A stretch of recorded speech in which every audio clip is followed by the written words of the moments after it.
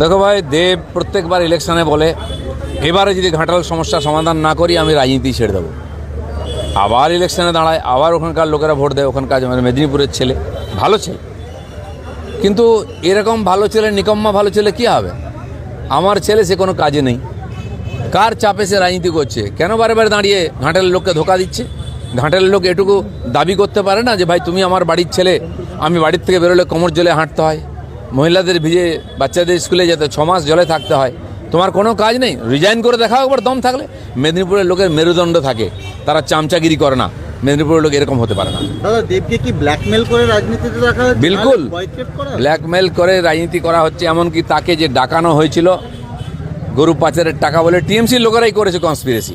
এবং প্রত্যেকবার তাকে বলা হয় তুমি যদি ভোটে না দাঁড়াও তোমার সিনেমা বন্ধ করে দেবো, প্রোডাকশান বন্ধ করে দেবো। সে বাধ্য হয়ে যাচ্ছে। আমি যে তোমার কি মজবুরি আছে ভাই?